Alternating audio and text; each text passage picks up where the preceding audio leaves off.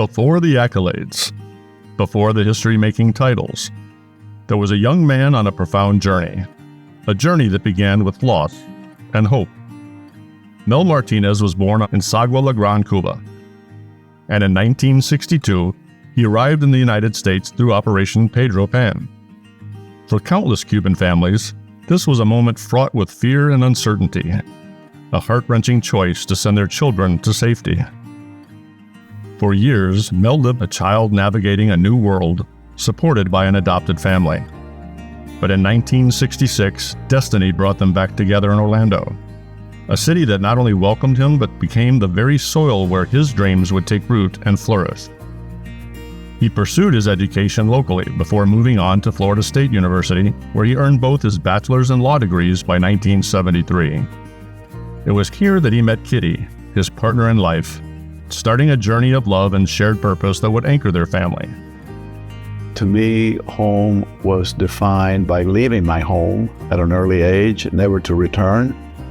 And then it was redefined again when I went with my dad to secure a mortgage to buy the first home in America for our family. How my dad and my mom felt, and we really are in America now. This is our home.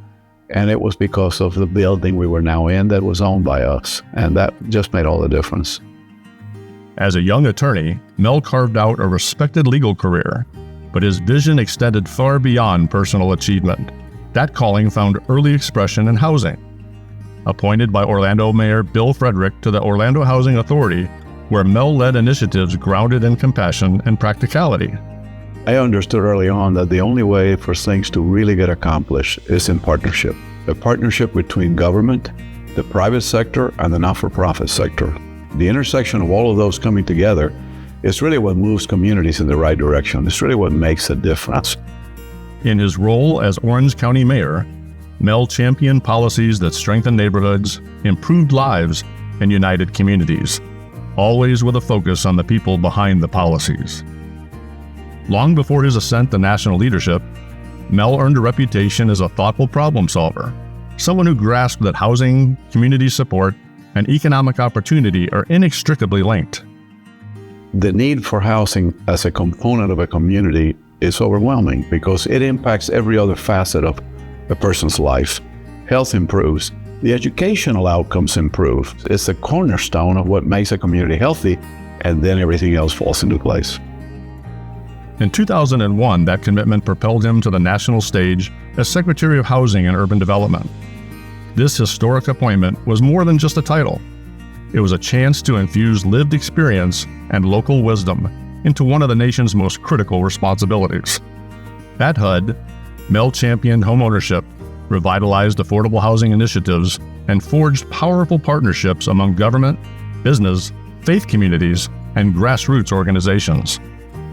Together with Kitty, their private convictions became a public display of commitment to each other and an understanding of the benefit of joining the practical work of home building with the power of public policy.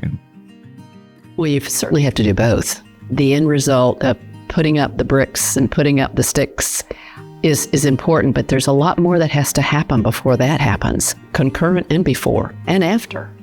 So no, policy has to be a part of it. Well, I think what moves people to be a part of Habitat is that they have a good heart and they know that people are hurting because they don't have adequate housing. And so one solution is to build a house. And obviously that's what Habitat has done, what Kitty and I have done as we've gone on builds, over the years, starting with our local church and then later in Washington. But if you don't have the advocacy about policy of housing, you really are not impacting housing at a greater level. You can help one family, and that's great. And to that family, that's everything.